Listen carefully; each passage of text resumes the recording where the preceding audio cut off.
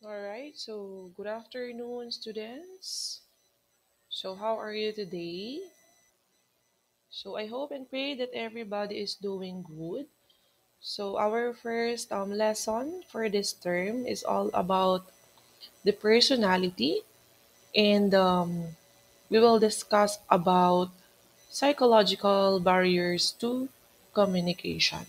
Okay, so are you ready to listen? All right, so if you're ready, moving on. So we have our learning objectives. At the end of the session, the students must be able to define psychological barriers means, enumerate causes of psychological barriers, and explain viewpoint and perception. What is the definition when we say psychological barriers? So it says here, the psychological barrier of communication is the influence of psychological state of the communicators, which is the sender and the receiver. So they create an obstacle for effective communication. So when it comes to psychological barrier of communication, it is something to do with the mental and emotional state of the individual. Okay, so the question is that what is the condition of their mental and emotional state? That's why they experiencing what we call the psychological barrier of communication.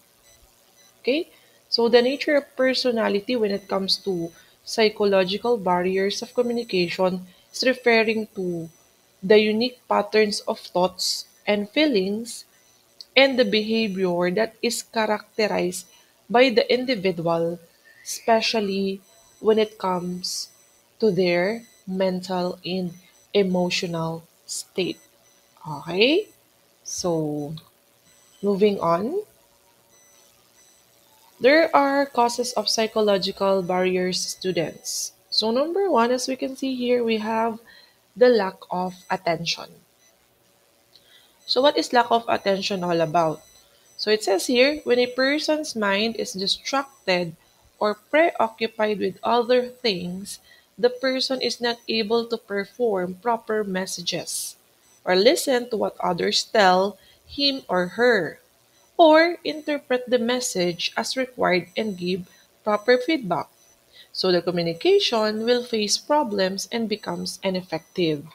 So most of the time, no, lahat tayo nakaka-experience ng ganitong situation, no?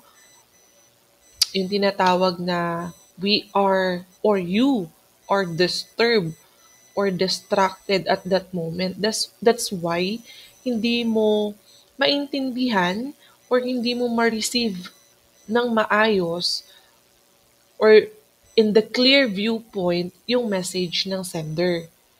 Okay?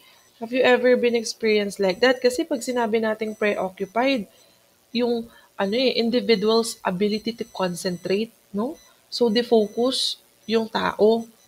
So, pag defocus yung tao, there are chances na may experience nila yung difficulty to pay attention. Okay? So, like for example, at this moment of time, some of you are preoccupied and distracted for so many things. So, may tendency na wala yung concentration yung ngayon dito sa pakikinig ng lesson, no? Rather, ang isip natin is nasa ibang bagay or you're thinking of something to do after mo manood, no, ng lesson na 'to. Andun ka na sa stage na yon. So, the person is really difficult to pay attention kung ano yung ongoing messages, no, na dapat niyang ma-receive from the sender. So, nagiging kosto ng psychological barriers ng communication natin. Again, hindi naman yung may problem dito is your physical eh. Again, the mental and emotional state. That's why you are lacking of attention. So, napakaano nito, um, napakahalaga na dapat nating ma-survive, no, itong course na 'to para saan, ma'am? So that we can receive the clear information coming from the sender and also to avoid any conflicts and problems at the end of the day. Kasi hindi natin pwedeng sabihin na hindi kasi namin naintindihan yung point ng sender, no? Or another example, if someone is talking to you, may sinasabi sa'yo, pero you keep on having your cellphone or meron kang kausap at the same time, no, na iba. So, may tendency, hindi mo talaga siya maiintindihan. Ang naririnig mo lang, yung last word or yung gusto mo lang maintindihan, no? The message coming from him or her. Okay? So, another cause of psychological barrier is we have the poor retention. So, it says here, retention of information is the capacity of the memory of the brain to store information. So, tanda natin class yung brain natin, meron lang siyang capacity to receive informations every day. Okay? So, hindi unlimited yung utak natin na kahit anong sasabihin ng ibang tao, no? Or kung sino man yung kausap natin, or kung sino man yung dapat natin pakinggan, all throughout kaya nating i-receive yun, no. Because our brain confirms that it has a capacity lang para mag-receive ng mga informations. So the brain does not store all the information it comes across, but only the ones it deems useful for future. So meaning to say, may mga messages lang tayong nare-retain sa utak natin kapag alam nating sobrang nagmamatter to or ito ba ay mahalaga for such situation na pwede natin siyang i-keep or magamit, no?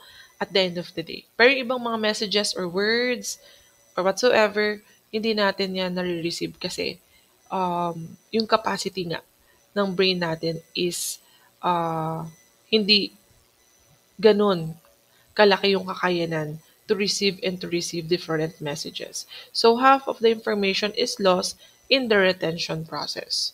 So similarly, brain also loses information that is old and not taken as useful with time. So extracting the information is also a process in the formation of messages. Here, the brain tries to remember the required information and the fragments of which have already been lost. Okay? So, ano yung sinasabi dun sa last part natin?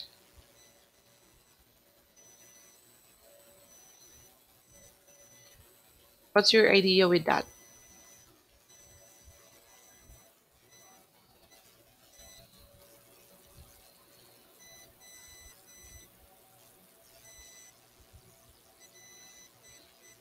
Okay, do you have any idea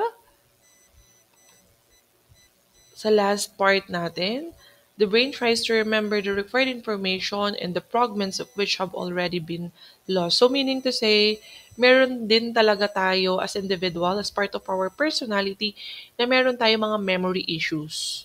Okay? So, pag sinabing memory issues, individuals with poor retention may struggle with short-term or yung long-term memory. So, they have the difficulty remembering facts, details, and instructions or events. So, nagiging part din po ito, class, ng ating, kumbaga, it's a nature of our personality. No? Some of us, no, pero hindi lahat tayo, nagkakaroon ng memory issues. Or, sometimes the problem is that kaya may poor retention tayo, is sometimes the stress and anxiety, no, na nafe-feel ng isang tao. So they are kumbaga experiencing high level of stress and anxiety. So nagkakaroon ng negative impact sa memory retention ng isang tao. So yung stress hormones, it can interfere with memory processes and syempre it makes challenging to recall information. No? Have you experienced yung ganyang scenario? If stress tayo and then experience tayo ng anxiety, parang it's very, struggle to us to recall the informations given to us as if kanina lang yung nasabi sa'yo and then hindi mo na maalala or parang hindi mo naintindihan yung binilin or in-advise or yung sinabi ng speaker and whatsoever. So, hindi mo talaga siya totally na-absorb. Or, sometimes, may mga reason din tayo like poor retention is yung aging. Ayan. So sa tingin ko, sa part nyo as a student, dahil mga bata-bata pa kayo, no? Hindi nyo pa ito na-experience. Aging. So ito yung sa mga young professionals, adult professionals, no? Lalo na yung mga nagkakaedad, as individuals age, they may experience age-related, cognitive decline, which can lead to poorer memory retention. So, even your parents, no, or yung mga sisters and brothers ninyo, sometimes nagkakaroon ng misunderstanding or what. So, kailangan nating makita that one of the cause is the yung aging, no, which is part of the poor retention. Ayan. And then, meron din tayong distrust and defensiveness. So, it says here communication is successful when the communicators trust each other. So lack of trust makes them derive negative meaning of the message and they ignore the message. So when a person tries to force his or her own ideas and opinions, the receiver does not listen. Okay? If the receiver does not agree to the message provided or think of it as a threat, he or she will not listen to it. So similarly, when the message is not transferred across to the receiver, the communication fails. Again, if you can see here, the communicators trust each other. So napakahalaga nito, no, in order to avoid the barriers in communication. Pero again, nature din ng personality, some of us is difficult to trust someone, no? Ang hirap magtiwala sa ibang tao, lalo na if you are sharing your experiences in life, your testimony in life. Sometimes, hindi natin to kayang i-share sa isang taong lalo na kung hindi naman natin to close or hindi naman natin siya kilala pa masyado, 'di ba? So lahat tayo practices natin if kung sino lang yung taong matagal na nating kilala at sobrang pinagkakatiwalaan na natin sa matagal na panahon, sila lang yung mga taong deserve to share our thoughts, no, and our experiences in life. No? So ngayon, nagkakaroon pala ng conflict kapag may ganito din tayong issues sa communication. Lalo na sa workplace ninyo, if ever, no, magtrabaho kayo soon. If you are not trusting your boss, no, your supervisor, there are times na may mga bagay kayong hindi nyo sasabihin sa boss or supervisor ninyo. Ikikip nyo yun. For some reason, siguro nakitaan nyo na one time na hindi ka tiwa-tiwala. May ganun eh. May ganung parte, no? We cannot trust anything um, to her or to him. So, it's difficult to communicate. Even a simple message na kailangang ma-address, parang nahihirapan tayong i-communicate because of um, the distrust and defensiveness. Okay? So, what else?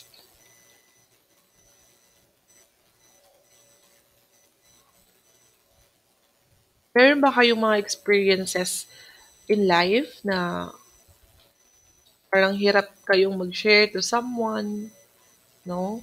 Or sometimes, kahit nga kilala nyo na yung tao, no? Kahit matagal na rin kayo magkakilala, parang dumadating pa rin sa point na you are thinking if share nyo ba tong bagay na to sa kanya or not. 'Di ba? May mga ganung part tayo ng personality. Pero sa context ng communication, parang mahirap natin yun i-apply if wala tayong trust, no, sa isang tao. So, yung distrust and defensiveness related talaga siya sa psychological concepts that often go hand in hand. So they both pertain to individuals' response in yung tinatawag na interpersonal relationships and communications. And syempre, um, it can give significant impact how people interact with each other. Okay? So, ano ba yung mga common signs sometimes of distrust? Yan, para mas maintindihan ninyo. Di ba, we have the difficulty forming close relationships. So, yung distrust, it can hinder the development of deep and meaningful relationships to someone. Okay? And then, meron din tayong questioning motives na tinatawag. So, distrustful nga na makikita natin dito, distrustful sa individuals, often question why someone is doing something, no? Or suspecting ulterior motives. Okay? Parang lagi nating makikita dito yung ano bang motibo, no? Ng ating pakikipag-communicate din sa ibang tao. So, we have this kind of the questioning motives to individual. Bakit kailangan ko sa kanyang sabihin? Ba't kailangan kong i-share? Or bakit kailangan ko sa kanya i-communicate? Why, and why? So, kapag may mga ganito tayo, so nagiging cause siya ng ating barrier sa communication. Kasi ngayon na trusting eh. So, lamang lagi yung parang pag-aas natin, no? Sa sarili natin para sa ibang tao. Okay? So, what else? We have perception, viewpoint, attitudes, and opinions. So, meron ako sa inyo ipapakitang picture dito sa unahan. Ayan. Ayan. So, based on the illustration, so paano nyo ngayon mabibigyan ng interpretation itong nasa natin, nasa picture. Ayan. So, I'll give you 1 minute to think. Ano yung nakikita nyo sa illustration?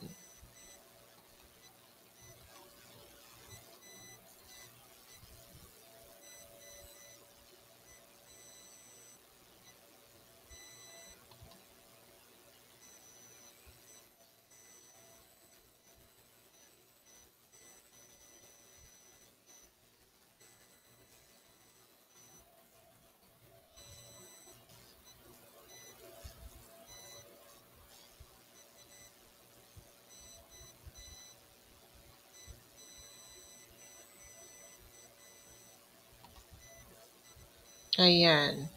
So again, what you can see from the illustration, okay, so may iba-iba kayong sagot for sure, no?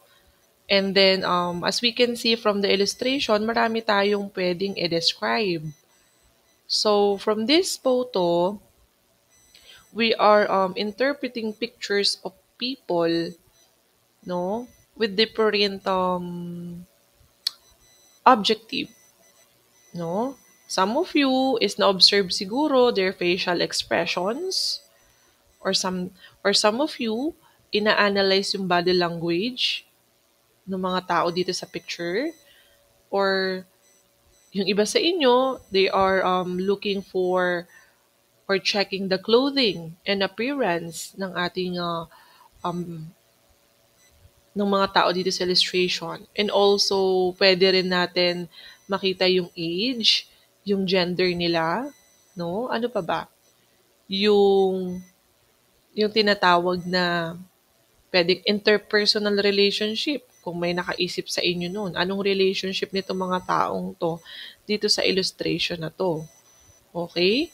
Or, pwede din natin makita yung tinatawag na um, narrative and storytelling, no? May nakaisip sa inyo niyan. So parang some of you is baka meron silang what do you call this one? A moment na kung saan they are portraying something, no? Some situation or scenario sa buhay nila. So marami tayong pwedeng ma-express with the illustration. So which means Ang gusto lang ipaintindi sa atin ng illustration na 'to is the viewpoint of the individual, 'no? So, ang viewpoint kasi it is also known as the POV, if you are familiar with that, or also known as the point of view. So, this is referring, class, to the individual, or it can be a group particular way of looking at or perceiving a subject, or it can be a situation, or it can be an idea, or it can be an event. So this is subjective, ha? Subjective perspective that is shaped by what? By individual or tayo. Depende saan? Depende sa beliefs, depende sa values natin, depende sa experiences natin, depende sa knowledge na nabuo natin in mind, or even our personal or cultural background. So, doon tayo nakakabuo ng viewpoint. Kaya yung mga sagot nyo kanina, though hindi ko kayo maisa-isa ngayon ng tanong, no? That is part of your personal point of view. You are looking to a particular way on how you perceive a certain subject. Okay? Yung subject natin is the illustration kanina na pinakita ko. So, when it comes to viewpoint, ayan, perception, viewpoint, attitudes, and opinions. Perception is the mindset using which people judge. Same thing with the viewpoint of a person. Understand and interpret everything. So each person has his own perception of reality, which is shaped again from the mental and sensory experiences then. Okay? Likewise, the viewpoint is also a mindset to look at the world.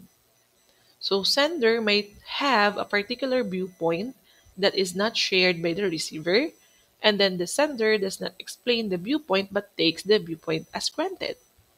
So the message is not understood by the receiver as must have been understood, creating a barrier to effective communication. So we have different opinions, class, no? Naniniwala naman siguro kayo doon. Okay?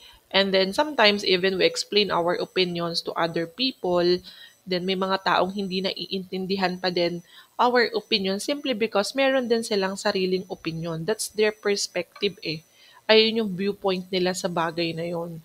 And sometimes nagiging barrier to sa communication kasi nga sa tingin nila sometimes yung opinion ni person number one is better than the opinion of person number two.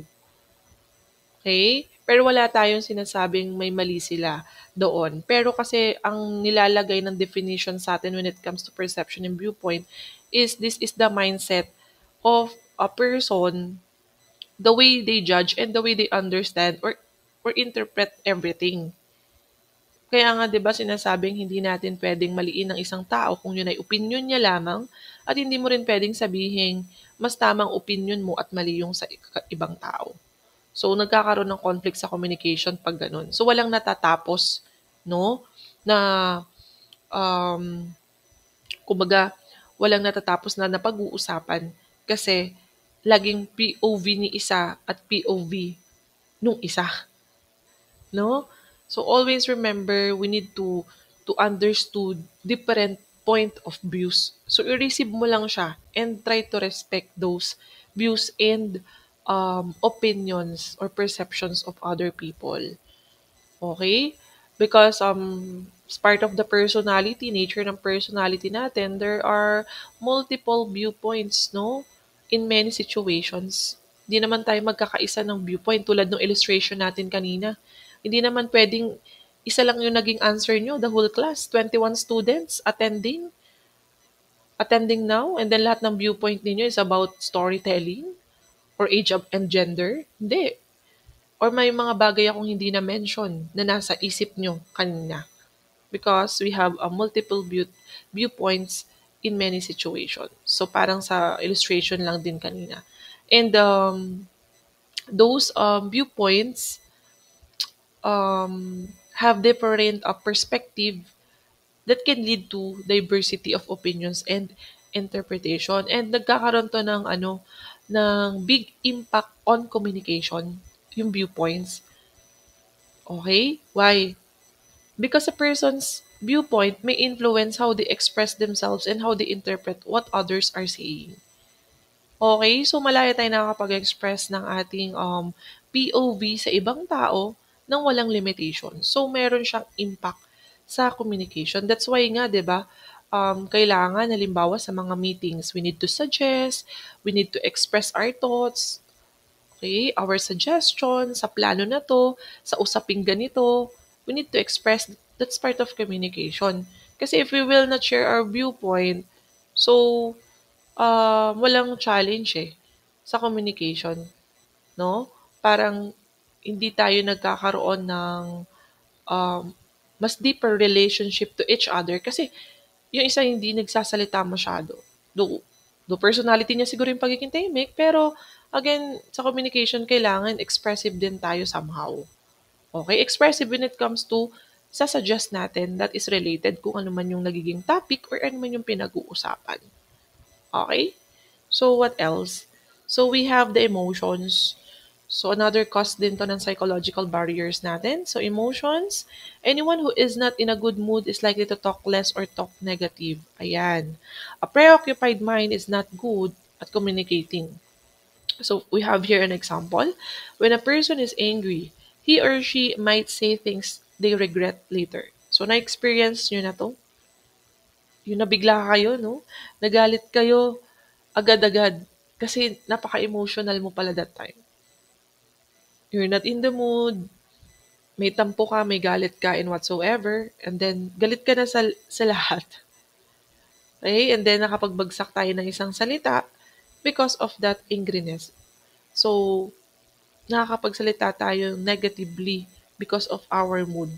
That is part of our emotion. And then, pag nahimasmasan, parang nasabi ko pala yon. Talaga ba? Nabanggit ko? Pasensya na, medyo hindi kasi ako okay or galit kasi ako kanina. Nakapagsalita ako ng hindi maganda. So even when listening to someone else speak, an eager person might easily misinterpret the message. No? Or sometimes kahit listener lang tayo, wala namang ginagawa yung ibang tao. They're just telling or sharing something. Nagagalit ka agad, no? Doon sa bagay na sinishare niya, to think na hindi naman ikaw yung pinaparinggan or hindi ka naman yung main topic. Pero because of you are emotional that time, kala mo sa'yo lahat ng bato ng mga messages. Okay? Halimbawa, sa mga lesson, may lesson tayo about distrust and defensiveness, no? Then some of you are emotional right now. Parang feeling guilty tayo agad or ako ba yun? Ako ba yung pinapatamaan ni ma'am? No? Something like that. So, hindi ganoon. No? But because you are emotional, kala mo ang dating sa'yo lahat ng bagay is para sa'yo yung message. Which is for everybody and general naman pala. Okay? And then, what else? Sa emotions natin, marami tayong pwedeng ma-include dyan. Ito kasi napaka um, weakness ng lahat ng tao, no? Yung emotions. Because maybe we have individual differences. Sabi ko nga sa inyo nung unang meeting pa, the personality is kumbaga a person has a unique personality. Okay? So hindi natin pwedeng i-control yung personality ng isang tao lalo na kung halimbawang um, sa matagal na panahon talagang itong tipong taong to they are very emotional, no? Hindi natin kayang i-ano yun eh, um, i-correct somehow, no? Pero pwedeng ma-develop, pwedeng ma-improve yung pagiging emotional nilang tao. Lalo na kung most of the time they are very emotional, it's not good din naman. Lalo na kung ilalagay natin sa communication, so hindi nagiging effective or healthy yung ating communication if the person is really emotional. Okay? So, what else aside from that? Emotional, it's not about more of angriness, more of sadness, hindi more of negative. So, meron din tayong mga emotionals like if this person is laging masaya, laging nakangiti, sometimes nagkakaroon din ng conflict sa communication. Kasi sometimes, if the topic is very serious at kailangan natin ng mga suggestions like you will give your suggestion in a professional way and then keep on laughing or parang sobrang saya niya talaga. So, hindi nagiging seryoso yung usapan. Kasi laging masaya eh, no?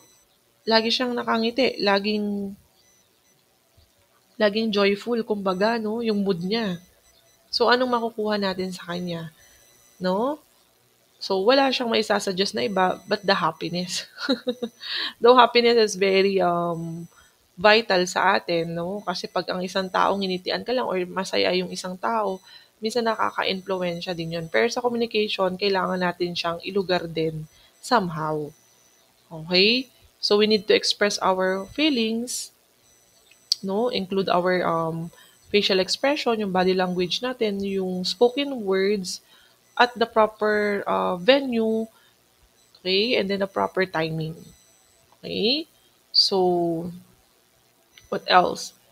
Meron din tayong sinasabi na when it comes to emotional, it describes the situations, people situations, or yung experiences nila. Okay, parang makikita mo if they're sad, if they're angry, if they are having fear or nervousness, na ikukwento nila through emotions yung kanilang situation at present, no?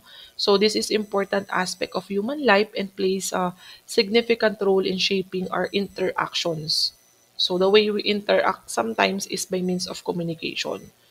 Okay, the way din tayo nagde-decide and the way tayo nagre-response, no, sa taong mga nakapaligid sa atin is very essential. So kailangan nating ma-maintain ang ating emotions, no? Yan. So what else? May kadugtong to eh. So various other emotions like fear, nervousness, confusion, mistrust, and jealousy affect communication process. For example, also, makikita nyo, a person having extreme moods of happiness will laugh at anything at all said to him or her. Ayan, yung binabanggit ko kanina. So the same person when sad will cry or get angry at insignificant situations. So there are times naman, sa part ng communications, no, may mga may encounter tayong tao na wala ka pang ang sinasabi or wala ka pang nai-share sa kanilang thoughts, no? Pero bigla na lang silang umiyak. May word ka lang siguro na sobrang natamaan sila. Isang word lang yon na sobrang nagkaroon ng impact sa kanila. And then, nagulat na lang tayo, biglang naging nalungkot, biglang umiyak because they are experiencing emotions. So, nagiging barrier din pala to sa ating communication. Kasi if someone will cry, someone will get mad or sad, 'di ba? Parang paano tayo makakabuo ng isang thought or paano tayo makakapag-communicate to someone if may mga ganito tayong sufferings or experiences. So, closed mind and filtering, another cause of psychological barriers in communication. So, man is selfish by nature and put his own needs and problems above all else. Do you agree with this? Yes. Man is selfish by nature and put his own needs and problems above all else. So, this sometimes leads people to filter information that someone is trying to convey to them. This might be due to mistrust, competition, jealousy, or the view that message is insignificant. Are you familiar with the word filtering? Close-mindedness. Yan, may mga nakilala na kayong ganyan?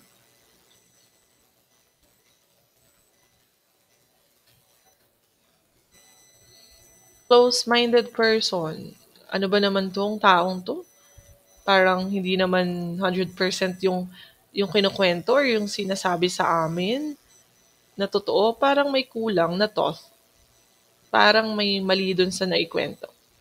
So, filtering refers to the process of selecting, no, sorting, or screening items or information based on specific criteria or parameters.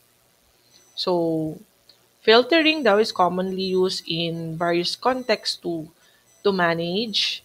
Pwede natin gamitin the term to refine. What else? Or to extract data. Ayan. Or extract natin yung content or substance according to the situation or conditions ng ng isang tao. Okay? So, why we need to filter um,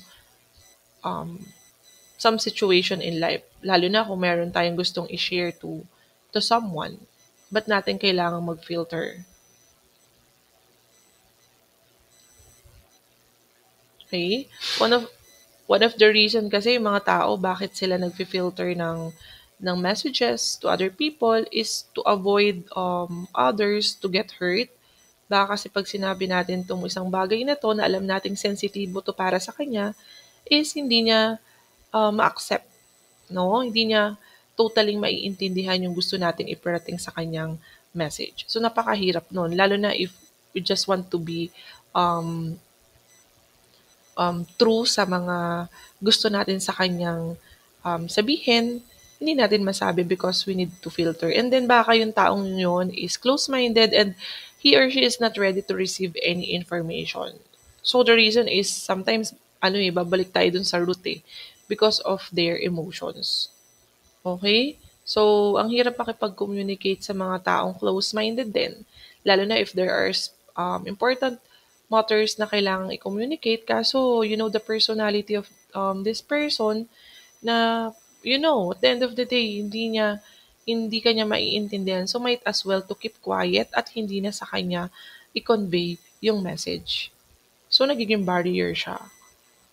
Okay? Or sometimes, if i-filter natin siya, para lang masabi natin sa kanya importanteng information is papalitan or i-replace natin yung ibang word para lang i-accept niya at mas maging katanggap-tanggap sa kanya. Parang ginagawa na natin sa part na to is we are placing other people um to accept, no? Kung ano man yung i-communicate natin sa kanila. So nagiging maingat tayo word by word for them to receive the message, lalo na kung mahalaga. Nga lang, pag nag-rephrase tayo, nagiging iba na yung meaning kasi ng ating kino-communicate to other people. So, itong natin, no, very general tong dinidiscuss ko. Pwedeng communication with your um, classmates, communication with your boss if you are working, communication to other people, napaka-general. Wala tayo ditong category na this is the thing that we need to follow kapag nandito tayo sa school, nasa workplace tayo, or nasa bahay. No, this is very generic, no? Yan din na-discuss natin ngayon. Pero I'm pretty sure that this is very important to all of you students to know how to communicate with someone. Because again, ang communication, this is not just um, the the conversion, no, of the messages, but rather um, the skills, no, of a person. Ang communication is skills din pala. Okay?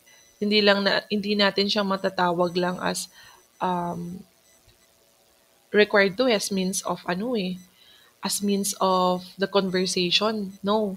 This is also skills on how you will communicate to other people kahit iba't ibang tao pa yan. Okay? So, what else? So, we have the premature evaluation. So, some people are always in a hurry by habit. So, these kinds of people most likely make quick judgments and jump into conclusions. So, guilty ba tayo dito? Yes. So, lahat tayo naka-experience na to. We always have a quick judgment and we need to conclude agad sa isang scenario or situation na hindi natin inaalam what is the true story ng isang situation. No, they do not consider all aspects of the information such as social, cultural, economic, and so on, and often end up taking quick and wrong decisions. Ayan. So it is important to hear the whole message to make proper judgment because they are not changed easily after they are once made. Okay? So, pabigla-bigla ba kayo sometimes mag-judge, no, sa isang sitwasyon, no? Halimbawa, May nagkwento sa atin. Nakita ko si person letter A may kasamang iba sa labas ng school. Parang hindi niya girlfriend yun.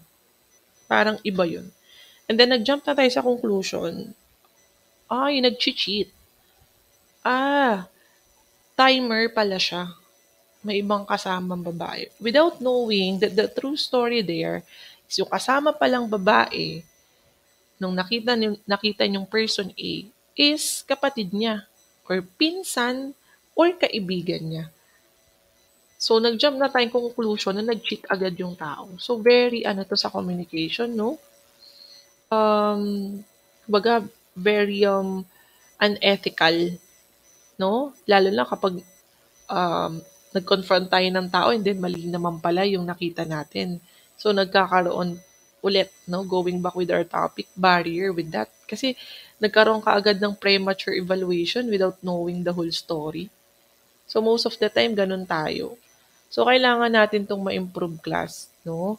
Kasi, we need to practice that we need to check first ano yung pinagmulan, bakit ganun yung naging kinahinatnan, anong naging rason, bago tayo magbigay ng conclusion. In any aspect yan. Kasi pag yan natutunan natin, pwede nating matag yung sarili natin, we are really a matured person. Pero kung magdudwell tayo from time to time with this kind of personality, kaya nagkukos tayo ng mga misunderstanding sa communication, nasa sayo yan. Okay? That's why tinuturo sa inyo para mas maunawaan ninyo no, on how to be a professional someday. Kasi ngayon, maaaring mababaw yung naiintindihan nyo as a student, pero pag nagtrabaho kayo, di ba? Pwede nyo bang sabihin, pag meron kayong boss or yung supervisor ninyo, laging kasama yung co-employee ninyo, laging may pinapagawa. And then, you end up saying that, favorite niya kasi yun. May favoritism si ma'am or sir. Knowing that the status of your coworker is personal secretary pala. Kaya pala maraming pinapagawa sa kanya. Secretary siya eh. 'Di ba? So, do not judge like, kasi favoritism. So, napaka-unethical niyan, no? Kung yan ang ating magiging reaction from time to time. In the premature evaluation, this is something to do with the concept of different interpretations depending no on the situation. So depende sa nakita mo. Again, nasa nakita mo lang. Ibig sabihin, nakita mo pero hindi mo alam yung kabuuang story. So often this is associated with situation where a judgment or conclusion is made too quickly. The word quickly. Umaga, minuto lang nakapag-conclude ka kaagad without any evidence or any consideration. Okay? So, napakaano nito. Napakahirap, no? If ganito lagi magiging practice natin, talagang hindi magkakaintindihan sa ating communication. Okay? And then we have the effective communication is king in a crisis. So communication is a crucial aspect of our lives, whether that be personal or professional. And although it is common to believe that communication is simply the exchange of words, it is much more than that. Okay, ito yung sinasabi ko kanina. It's not just part of the conversation. Okay? More than a conversation. That's why it is called as the king of a crisis. Kasi maaaring from communication din, if hindi mo skill ang good communication to other people, talagang laging ang kakaharapin mo niyan, more of problems and conflict. Kasi mali-mali yung mga messages natin eh. No? Hindi nga minsan eh, lagi. So nakakaano yung pag lagi. Mali yung bitaw, mali yung pagde-deliver. We're not talking about the grammar. No? Yung message or yung context ng communication mo to other people. So in the world of business, communication is regarded as an essential skill. Skill. Okay, take note of that.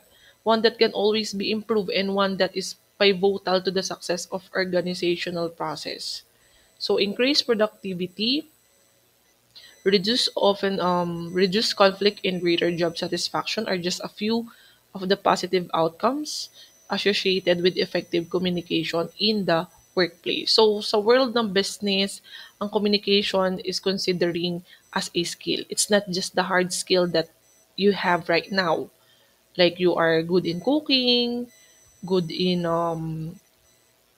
writing, good in speech, good in baking, and so on. No, this is a special skill to all businesses nowadays, the communication.